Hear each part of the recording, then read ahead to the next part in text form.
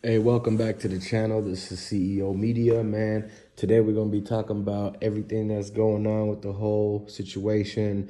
Young Dolph, Makedas, Yo Gotti, Moneybag Yo, Blac Youngsta, how they all involved and everything, man. So subscribe to the channel, hit that like button, and let me know what you guys thinking in the comments, man.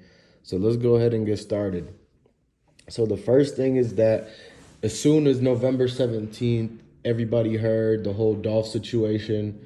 It was a lot of uneasy feelings. Like a lot of people, they weren't comfortable with the fact about hearing this news. Um, they always felt like it was always something going on in Memphis between, PRE and CMG. So their first thoughts that come to mind is that this had to have been something that involved the PRE Young Dolph beef with the Yo Gotti and CMG beef.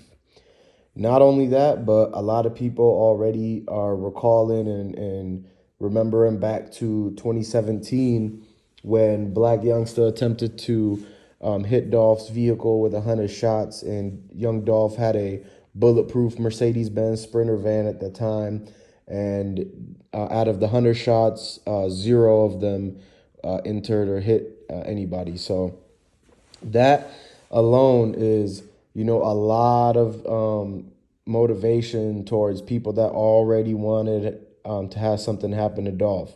So I don't blame a lot of people for first thinking that that is where maybe the situation rose from. Like it had to have been stemmed from that CMG PRE beef. And we really don't like Blac Youngsta came into this beef for no apparent reason. Like the only reason he came into the beef was because it was Yo Gotti's beef and Yo Gotti signed Blac Youngsta. So I'm sure once Blac Youngsta got signed, whoever, that does the back and forth arguments between CMG and PRE probably dissed Blac Youngsta anyways because he just joined the other side, right? So a lot of tensions between PRE and CMG. Now, the next thing is that people start to figure out that this cookie shop isn't what you think it is. A lot of people are saying that the owners, the people that work in the cookie shop are involved in things that are outside of business, like their food business. They have a lot of people that are stepping into, like, being managers towards artists, being on radio stations. It seems like people in the cookie shop, everybody's got something going on outside of work. Everybody, majority of them are really actually tied to the streets. So, like, if you break it down, right? Raven, she's tied to the streets. She's trying to manage CMG artists when she came out in a radio interview and said that out of her own mouth. So that's facts. Raven also, she's always hosting these bring your own bottle parties, bring your own weed parties and stuff. So she is definitely has a life outside of work and it is involved in the streets. There's some ratchetness to it.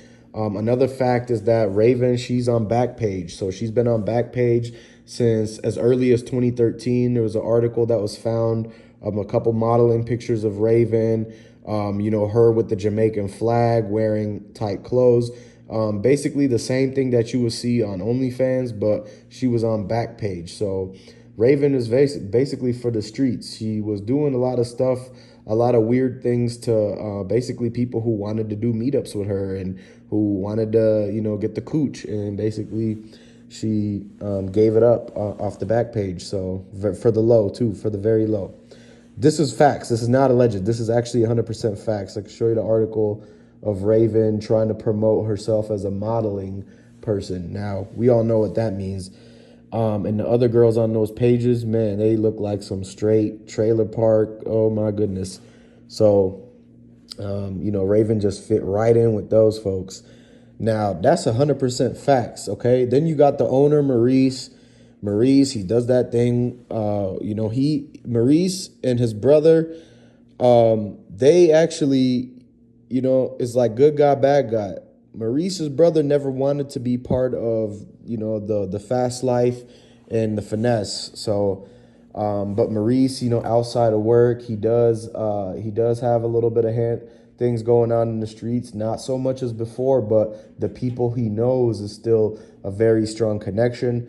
Then we got Raven's brother. Raven's brother, he's still out there in the streets. He's still out living in the hood.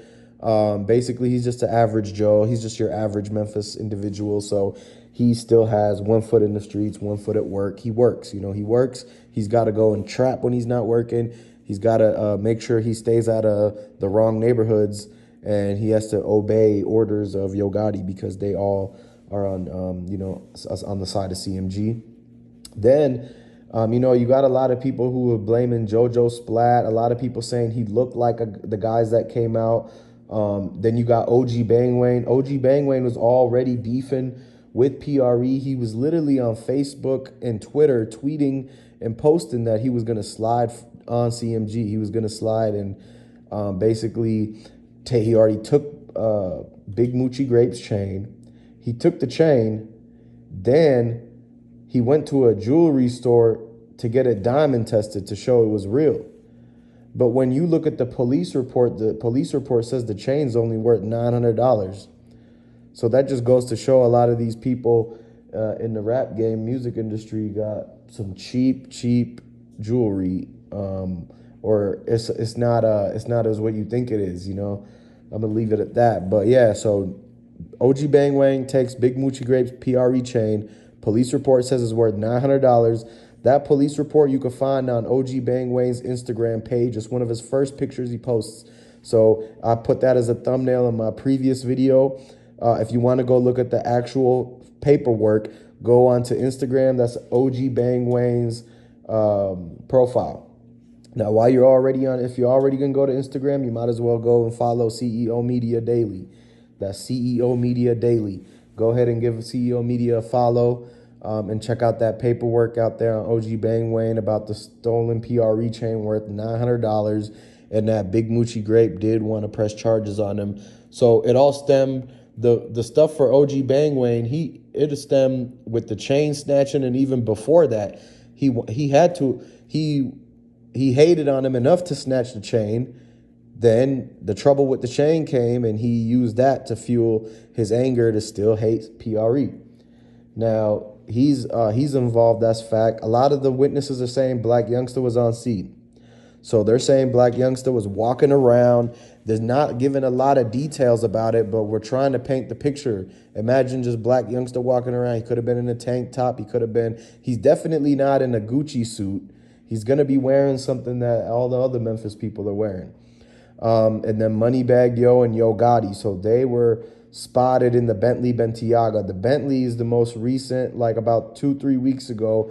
A lot of reports started coming out. First reported through Onan TV that the Bentley Bentayaga, which is at least a 2020 or higher, the 2019s, they come bulletproofed with a rating enough to take like explosives and like really actual like bulletproof, bomb-proof damn near. So now you got all them people involved, and it's literally Moneybagg Yo, Yo Gotti in that Bentley. So I just gave y'all the facts and the receipts for how Moneybagg Yo and Yo Gotti were in the Bentley, and that they drove to the airport because literally 15 minutes after that picture was taken of the Bentley in front of the Makedas cookies, 15 minutes later, if you look at that picture and you get the timestamp from what the 12 are telling you, 15 minutes after that is when Yo Gotti started a live video inside of an airplane that was still on the ground in the Memphis airport. And he was trying to say that they were already out of town in the air. But anybody that knows technology and is smart would know that you would not have service in the sky to go live, because that plane they were taking, although it was a private jet, it does not have the Wi-Fi like those big airline companies do. You got to understand, a private jet coming out of Memphis, it's not a brand new jet. It's probably a jet from the 90s or something, so it doesn't have internet in it. And best believe that they were on the ground when the Yo Gotti tried to go live. And he was trying to make it seem like they were already in the air, but that is the proof and the receipt that was Yo Gotti and Moneybagg Yo in the Bentley, because the way the road the Bentley was on leads to the airport, and it was headed in the direction of the airport. And it just so happens 15 minutes after that still shot, they are at the airport in the plane trying to take off. So that's a proven fact. I gave y'all the reports that Blac Youngsta was seen by 007. Okay, and then the fact that he looked like the big dude in the picture. The picture of the two guys running out the white Benz, when you look at one of the pictures, it looked like a completely different guy, because you could see the dude's a little bit bigger, chunkier, and fits the Blac Youngsta description. I already told y'all about OG Bang Wayne. He been wanted to ride on PRE, so that dude was going to be there doing drills whether people knew about it or not. Whether it was a hit or not, OG Bang Wayne was still going to do the drill. And then about how Makedas Cookies and everybody in there got ulterior motives outside of work, and they trying to basically, they sold themselves to keep their shop going and basically to get that second shop and all these GoFundMes, man. So y'all got to realize, man, this is just like a part one out of it. I'm going to give you the rest of the facts on another one. Just catch me in the next video coming out tomorrow. Go ahead and subscribe to the channel. Hit that like button, especially if you're new to the channel. Make sure you subscribe. You hit that notification bell, and you comment. You comment whether you a Young Dolph fan. You comment what you think about this whole case. You comment that what if you think Yo Gotti and Moneybagg Yo was there. Comment what you think you believe. Comment what you don't believe. Just run it up.